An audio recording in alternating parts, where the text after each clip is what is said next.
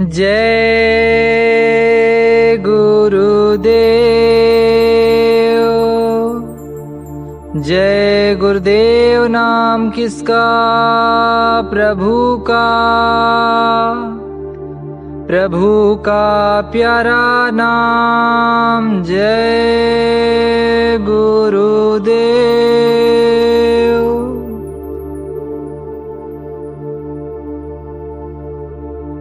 आप सभी मनुष्यों को सादर सप्रेम जय गुरुदेव। आज हम बाबा जय गुरुदेव जी महाराज की उन भविष्यवाणियों को आप सभी के समक्ष प्रस्तुत करने जा रहे हैं जो उन्होंने 10 जुलाई सन 1952 से लेकर 2012 तक उच्चारित किए। तो आइए जानते हैं बाबा जय गुरुदेव जी महाराज की वे भविष्यवाणियां जो वर्तमान परिवेश में 100% सत्य हो रही हैं। जय गुरुदेव। पहले सारा विश्व आर्थिक संकट की चपेट में आएगा, फिर अनाज की कमी से त्राहिमाम मचेगा, फिर सारे मुल्क आपस में टकरा जाएंगे। अभी कलयुग के आए हुए 5,500 साल ही हुए हैं, लेकिन इस अल्प अवधि में जो पाप कलयुग के अंतिम चरण में होने चाहिए थे वे अब इस समय में हो रहे हैं। इसलिए इसी युग में कुछ समय के लिए सतयुग आ रहा है। अब जिस दिन दोनों की टक्कर होगी तो महाभारत होगी और एक झटके में 20 करोड़ों लोग समाप्त हो जाएंगे। कलयुग का समय अभी पूरा नहीं हुआ है। उसका प्रथम चरण में ही पाप इतना बढ़ा कि महात्माओं ने युग परिवर्तन की मौज की। इसी कलयुग में सतयुग आएगा और कलयुग जाएगा, उसके बाद फिर कलयुग लग जाएगा। कलयुग जाने की तैयारी कर रहा है और सतयुग आने की तैयारी में है।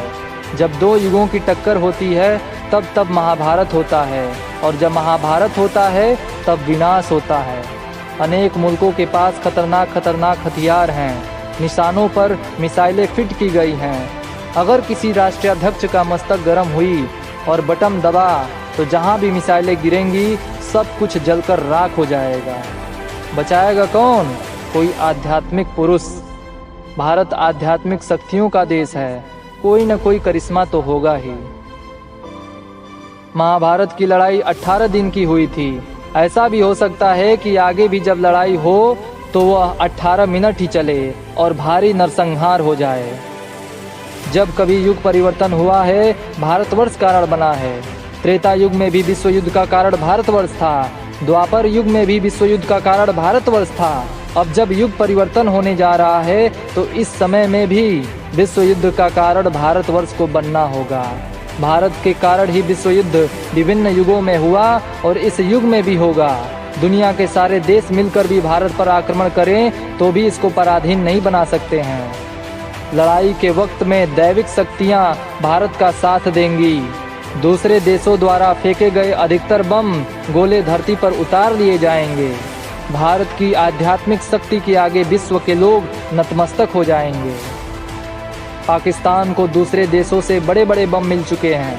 अब की बार लड़ाई में अगर कीटाणु बमों का प्रयोग पाकिस्तान ने किया जिससे आदमी, स्त्री, बच्चे, फौज के सिपाही और जानवर मरने लगे तो उस समय कुदरत की तरफ से पश्चिम की तरफ ऐसी जबरदस्त आंधी चलाई जाएगी कि सारे के सारे कीड़े पाकिस्तान में चले जाएंगे और वहां के लोगों का सफाया हो जाएगा। भारत पर अब किसी भी विदेशी का शासन नहीं होने पाएगा। जो देश इसको नष्ट करने का प्रयत्न करेंगे वह स्वयं नष्ट हो जाएंगे। पाकिस्तान का नामो निशान मिट जाएगा। अगर महात्माओं ने आवश्यकता समझी तो उधर से बम आएंगे और इधर महात्मा इशारे से अपने दिव्य शक्ति से उसे जमीन पर उतार लेंगे। तब विश्व के लोगों को पता चलेगा कि सच्चा आध्यात्मवाद किसे कहते हैं। विश्व के सभी मुल्क अपने आणविक अस्त्रों के साथ मिलकर एक साथ हमला करें तो भी भारत को जीत नहीं सकेंगे। उनके द्वारा भारत पर फेंके गए भयानक बम पृथ्वी पर उतार लिए जाएंगे। ऐसे बम 1% फूटेंगे जिनमें शराबी कबाबी मरेंगे। भारत अब स्वतंत्र हो गया है। भारत पर अब कोई अधिकार नहीं कर सकता है। जो भारत पर हमला करेंगे तो अपनी मुंह की खाएंगे और वापस जाएंगे। आगे भारत का पूरे संसार पर चक्रवर्ती राज्य होगा। हर देश के लोग भारत को ही अपना अगुवा मानेंगे। हर देश के कानून भारत में बनेंगे और क्या क्या होगा यह समय स्वयं बताएगा। सृष्टि को आपने गंदा कर दिया। गंदगी बर्दाश्त के बाहर हो चुकी है, इसलिए नेचर प्रकृति कुछ खेल करने जा रही है। तुम यहाँ बटोरने में लगे हो तो कुदरत भी अपने आंचल को समेटने वाली है। अकाल मृत्यु बहुत होगी, कई कई कोस पर चिराग दिखाई देंगे। महात्मा तो तुम्हें बचाना चाहते हैं, लेकिन तुम उनके दायरे में आते ही नहीं हो। आगे कुछ समय बाद जब पाप का घड़ा भर जाएगा, तब सूखा पड़ेगा देश और विश्व में। पानी नहीं गिरेगा, नदी नहर में पानी न रहेगा, जलाशयों में पानी न रहने से बिजली नहीं बनेगी, ट्यूबवेल बंद हो जाएंगे और अन्न पैदा नहीं होगा। चारों तरफ त्राहिमाम त्राहिमाम हाहाकार मच जाएगा। भूखमरी से कितने लोग भारत में और विश्व में मर जाएंगे। एक समय ऐसा आएगा जबकि लोग तुम्हारे रुपए पैसे गहनों को छोड़ देंगे और अनाज लेने के लिए तुम्हारी जान ले लेंगे। बहुत बड़ा भूकंप आने वाला है जिसकी अभी कोई कल्पना नहीं कर सकता है। बड़ी बड़ी इमारतें गेंद की तरह आसमान में उछल जाएंगी। परिवर्तन तो ऐसा होगा कि लोग रात को सोएंगे और सवेरे आदमी आदमी को ढूंढेगा। कुदरत खुश नहीं है क्योंकि सबके कर्म गंदे हो गए हैं। वह गंदगी बर्दाश्त नहीं करेगी। अगर आप नहीं संभले तो एक झटके में कुछ का कुछ हो जाएगा। जब आप ही के पाप कर्म इकट्ठे हो जाते हैं तो प्राकृतिक आपदाएं आती हैं और एक ही बार में कितनों का सफाया कर देती हैं। आगे ऐसी ऐसी बीमारियां आएंगी कि डॉक्टरों को रोग का पता नहीं चलेगा और लोग ठंडे हो जाएंगे। आज 1 रुपए में बिकने वाली दवा 100 रुपए में भी नहीं मिलेगी। खुजली की ऐसी बीमारी चलेगी कि लोग बदन खुजलाते खुजलाते पस्त हो जाएंगे। विदेशी बैंकों में भारत के लोगों का खरबों डॉलर से भी अधिक धन जमा है। भविष्य में ऐसे लोगों की लिस्ट आउट की जाएगी। जिन लोगों ने जनता का धन धोखे से जमा कर लिया है वे उसे भोग नहीं पाएंगे। झूठ बोलकर, छल करके, धोखाधड़ी, लूटपाट, रिश्वत, ठगी करके धन संग्रह कर लिया। परिणाम क्या होगा? पाप का बोझ अपने ऊपर लाद लिया। वह उतरेगा कैसे? कुदरत बहुत कठोर है, वह तो पाई पाई का हिसाब कर देती है। तुम्हें अभी क्या मालूम कि क्या क्या होने वाला है। मेरी कोई भी बात गलत नहीं होगी और जो कुछ भी मैंने कहा है वह सब देखने को मिलेगा। भारत की बात छोड़ दीजिए, संसार के सभी देशों के लोग मेरी बातों को मानने के लिए मजबूर हो जाएंगे। तिब्बत, लंका आदि छोटे मोटे देश टूटकर भारतवर्ष में मिल जाएंगे और भारतवर्ष विश्व में सबसे बड़ा राष्ट्र होगा। समय आएगा तो एक दिन मेरी बातों को आपको मानना होगा कि कुछ दिन पहले हमारे मानने के लिए यह अपनी आवाज़ को उठाते थे और हमने आगे नहीं माना। मुझे आगामी समय, जैसा कि मैंने सुनाया कि कई जगहों पर भविष्य के बारे में बताया, अगर मनुष्य आज तुम नहीं मानते हो, भगवान की चिंता नहीं करते हो, तो हत्या, कपट, छल, झूठ, शराब, मांसाहार अपराध का फल आपके सामने आएगा। पापों का घड़ा भर चुका है और वह फूटेगा। अगर आप मांस, मछली, अंडे, शराब, आंदोलन, हड़ताल तथा अन्य दुराचार नहीं छोड़ते हैं तो आगे चलकर भयानक सूखा पड़ेगा। पानी न गिरने से ये नदियाँ व नहरें सूख जाएंगी। डैम पर पानी नहीं रहेगा और बिजली का बनना बंद हो जाएगा। कारखानों, शहरों, ट्यूबवेलों को बिजली नहीं मिलेगी और तमाम काम ठप हो जाएगा। जल स्तर बहुत नीचे चला जाएगा जिससे सिंचाई के लिए पानी नहीं मिलेगा। सारे विश्व में हाहाकार छा जाएगा। तब अन्न किधर से पैदा होगा और आप क्या खाओगे? आपको भर पेट भोजन मिलता है इसलिए आप सुनते नहीं हो। अभी 2 दिन भोजन ना मिले तब सब समझ में आ जाएगी। मुसीबत आ रही है और बहुत भयंकर रूप में आ रही है। यह सब तुम्हारे कर्मानुसार ही आएंगी। बाबा जी जो कुछ भी कहते हैं उसका उनको स्वप्न होता है, आभास मिलता है और देख कर कहते हैं। तुम्हें आगाह करने के लिए तुमको सुनाते हैं। मेरी बात पर ध्यान दो। शराब, अंडा, मांस, मछली, अखाद्य वस्तुओं का सेवन छोड़ दीजिए। बुराइयों की तरफ से मुंह मोड़ लें, धर्म के रास्ते पर आ जाइए। यह आपके भले की बात होगी। दुनिया के लोग अब धर्म की तरफ नहीं मुड़ते हैं तो परेशानियां तो आएंगी। वो चाहे जमीन से आ जाएं, चाहे आसमान से आवें, चाहे पूर्व से आवें या पश्चिम से, परंतु ये अब आएंगी जरूर। इनको कोई रोक नहीं सकता है। भारत और विश्व की अर्थव्यवस्था चरमरा जाएगी, फिर भारी उथल पुथल होगी। भविष्य में सभी मुल्कों में सूखा पड़ेगा। फलस्वरूप अन्न के बिना जीवन अस्त व्यस्त हो जाएगा। अन्न की कमी से राजा व रियाया में संघर्ष हो जाएगा। आगे विश्व में एक जनसंहारकारी क्रांति होगी जिसमें दुनिया की आबादी घटकर बहुत कम रह जाएगी। भविष्य में धार्मिक संस्थाएं जो आध्यात्म से दूर हैं समाप्त हो जाएंगी। हिंदू हिंदू लड़ जाएंगे, मुसलमान मुसलमान लड़ जाएंगे, सभी मजहब वाले लड़कर खत्म हो जाएंगे। केवल सच्चा आध्यात्मवाद और मानव धर्म रह जाएगा। मुस्लिम राष्ट्रों में भारी कलह होगा, संसार के समस्त मुस्लिम राष्ट्रों में भारी संघर्ष होगा और अंत में मुसलमानों की संख्या बहुत कम रह जाएगी। जो बचेंगे वे शाकाहारी सदाचारी हो जाएंगे। मुसलमानों के खात्मे की बात उनके धर्म पुस्तकों में लिखी हुई है। उनकी पुस्तकों में लिखा है कि हिंदू धर्म में एक फकीर पैदा होगा जो देश और दुनिया को बदल देगा। वह फकीर सफ़ेद पोशाक वाला होगा। जब वह अपने बहुत बड़े काफिले को लेकर कहरे दरिया अर्थात सरयू नदी को पार करता हुआ पश्चिम की ओर जाएगा तो मुसलमानों के खात्मे की शुरुआत हो जाएगी। पाकिस्तान और हिंदुस्तान में फिर लड़ाई होगी। चीन और अमेरिका में संघर्ष होगा। बहुत से शहर अमेरिका के नष्ट होंगे। अमेरिका में चीन के प्रति भारी क्रोध फैलेगा। मुंह तोड़ जवाब अमेरिका देगा और भारी जनहानि कर देगा। चीन में थोड़े लोग रह जाएंगे, उनकी सहायता भारतवर्ष करेगा। चीन पहले भारतवर्ष पर आक्रमण करेगा। तमाम मुल्कों में हलचल मचेगी, कितने ही देश समाप्त हो जाएंगे। छोटे छोटे देश आपस में लड़कर बड़े देशों में विलीन हो जाएंगे।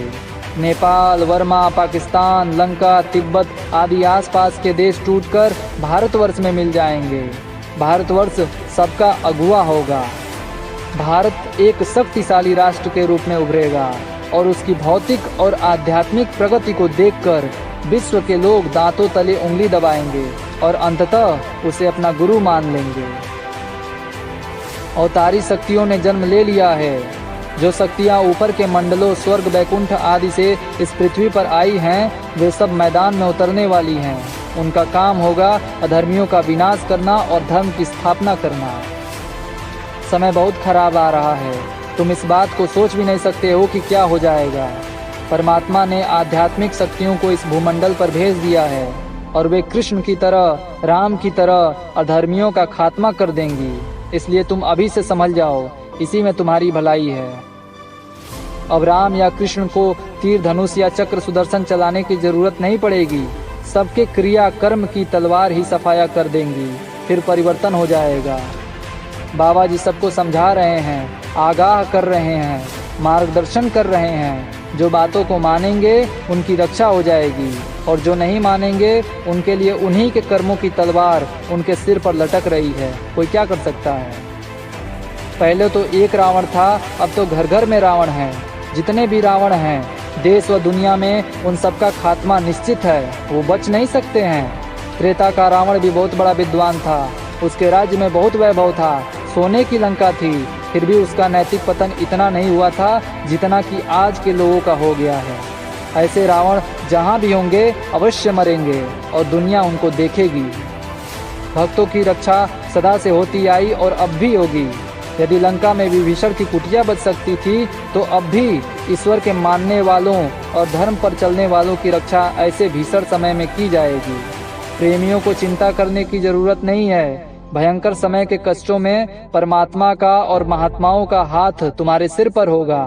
तुम भजन सुमरन में लगे रहना, अपने सतपथ से विचलित मत होना।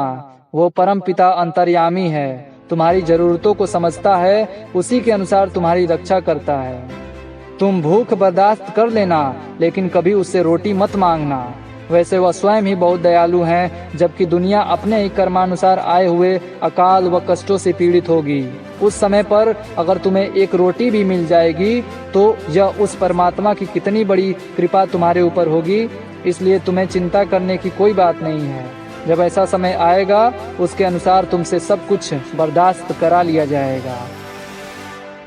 भारत में महान आत्मा का जन्म हो चुका है। उत्तर प्रदेश, मध्य प्रदेश, राजस्थान, हरियाणा, बंगाल, बिहार, गुजरात आदि में अवतारी शक्तियों ने जन्म ले लिया है। वे लड़के स्कूल कॉलेजों में पढ़ रहे हैं। कुछ ने विद्याध्ययन समाप्त कर लिया है। इनके अंदर काम करने की फुरहरी उठती रहती है कि कुछ कर दिया जाए, मगर इनको अपनी शक्ति का विज्ञान नहीं है। एक महान आत्मा जगह जगह घूमकर इनको इकट्ठा कर लेगी, फिर एकदम इनमें चेतना आएगी और ये काम करना शुरू कर देंगे। ये बच्चे देश व दुनिया का परिवर्तन कर देंगे। आगे समय बदलेगा और लोगों के दुख मिटेंगे। इसके पहले देश व दुनिया के लिए भयानक समय आएगा। जन हानि बहुत होगी। फिर शासन की बागडोर धार्मिक चरित्रवान लोगों के हाथ में चली जाएगी। उस समय सद्गुणों को अपनाने की होड़ लग जाएगी। सब सेवा, प्रेम, त्याग में विश्वास करेंगे। एक महापुरुष के निर्देशन में ये बच्चे काम करेंगे। महापुरुष की दया से देश में भावनाओं व चरित्रों का अमूल्य परिवर्तन होगा। चारों ओर संपन्नता और सुख छा जाएगा। कलयुग में कलयुग जाएगा और कलयुग में ही 1000 वर्ष के लिए सतयुग आएगा। एक ऐसा समय आएगा जबकि गांव के प्रत्येक घर में पूछा जाएगा कि खाने का राशन है कि नहीं। अगर नहीं होगा तो तुरंत दिया जाएगा। कोई भूखा नहीं सोने पाएगा।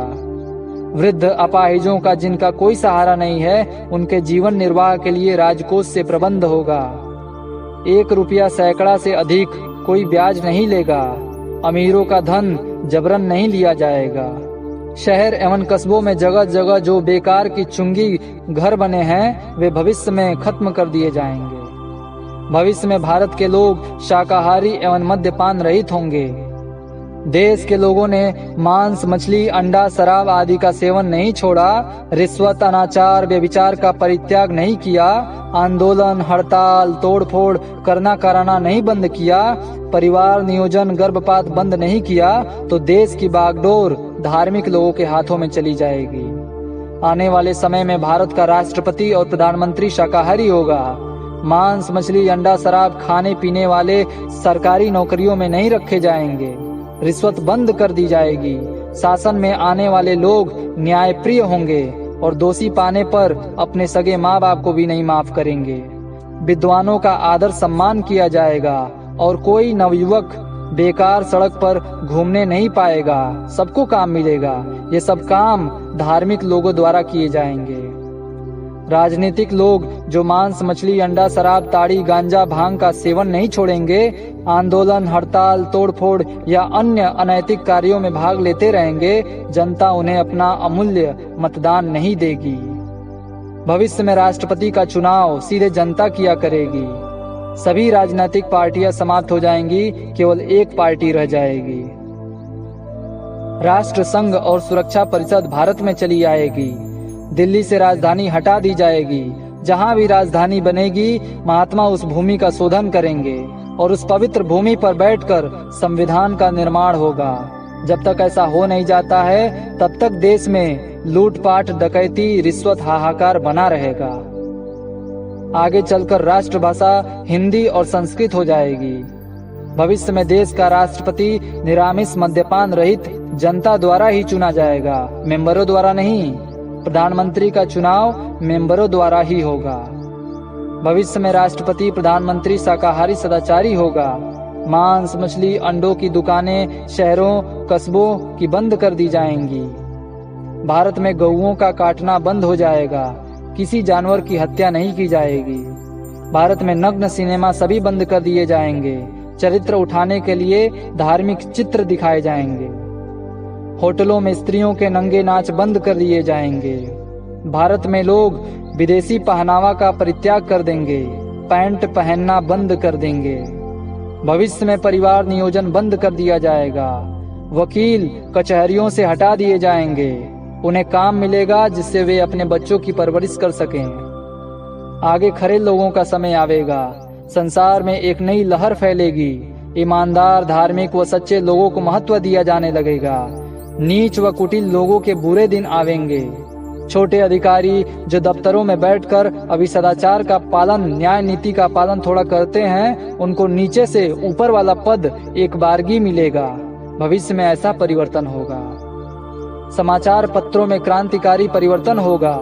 सेवा, त्याग, साहस, उदारता व मानवता की भावनाओं के समाचार पत्रों को महत्व दिया जाएगा। झूठी खबरें छापने वाले, आंदोलन, हड़ताल, तोड़फोड़, चोरी, डकैती, राजहानि, व्यभिचार आदि खबरों को प्रमुखता देने वाले, शांति, दया, प्रेम, सेवा, परोपकार की खबरों का कोई ख्याल न रखने वाले, जिनसे मानवता समाप्त हो, ऐसी सभी अखबार एवं समाचार एजेंसियां भविष्य में समाप्त हो जाएंगी। आदर्श की बातें समाचार पत्र पत्रिकाओं में आनी चाहिए। इस समय मार पीट, कत्ल, लूटपाट, चोरी डकैती, अपहरण आदि की खबरों को प्रमुख स्थान पत्रकार देते हैं, जिससे समाज व देश का कोई लाभ नहीं है। अभी क्या, अभी तो तुम अंडा, मांस, शराब, कबाब की दुकान खोजते हो। ये झूठ और अश्लील साहित्य खोजते हो। झूठ, फरेब, चालाकी और चतुराई में समय गंवाते हो। लेकिन एक समय ऐसा भी आएगा जबकि लोग खोज करेंगे कि बाबा जी ने कब क्या कहा और कहाँ कहा। तब मेरे साहित्य की टेप के एक एक शब्द पर लोग विचार करेंगे। एक समय ऐसा भी आएगा जबकि लोग आज की बातों को पढ़कर अपने कानों पर अंगुली रख लेंगे। वो ये विश्वास ही नहीं कर सकेंगे कि ऐसे भी लोग हो सकते हैं जो इंसान होकर ऐसे नीच व घृणित कर्म कर सकते हैं। भारत की क्या बात, विश्व के लोग भारत में मेरे साहित्य को पढ़ने और खोज करने के लिए आएंगे। वो समय इतनी अच्छाइयों का होगा कि लोगों को हैरत होगी कि इतनी बुराइयां इंसान में कैसे आ सकती हैं। महाभारत 5000 वर्ष का ही तो है। इसमें विश्व के सभी योद्धा युद्ध करने आए थे और उनका सफाया हो गया। इतना ही नहीं, जो बचे कुचे 56 करोड़ यदुवंशी थे उनका भी सर्वनाश हो गया। इसके पहले कृष्ण भगवान ने सभी को समझाया और उनके समझाने पर जब राजा प्रजा किसी ने नहीं माना तो उन सबका नाश करा दिया।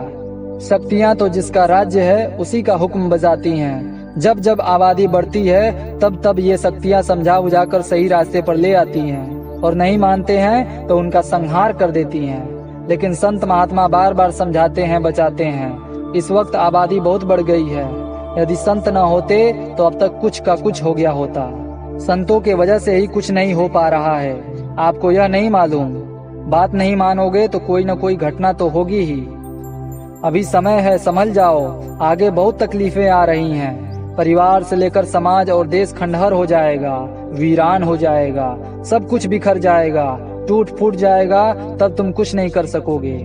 आगे मुसीबत तो भारी आएगी। अगर तुम उन मुसीबतों और कुहराम से बचना चाहते हो तो संकल्प करो कि मांस, शराब, तोड़ फोड़, हड़ताल, आगजनी, अनैतिक कार्य, इन सबसे दूर रहोगे। फिर प्रभु की तुम पर दया होगी और आपके ऊपर केवल 4 आने तकलीफें आएंगी और उसको बर्दाश्त करने की शक्ति भी मालिक देगा। याद रखो, यदि तुमने बातों को नहीं माना तो 16 आने से 18 आने तक तकलीफें आएंगी और तुम्हें रोना और भोगना पड़ेगा। अभी तुमको समझाया जा रहा है और माफी मिल सकती है, किंतु न्याय के तख्त पर बैठने पर माफी का प्रश्न नहीं उठता है। जैसा भी करोगे उसका फैसला तुम्हारे सामने आएगा। तुम्हारे पापों का घड़ा जब भर जाएगा फिर तुम्हारे पाप किन किन रास्तों से फूटकर निकलेंगे यह तुम्हें देखने को मिलेगा। जय गुरुदेव।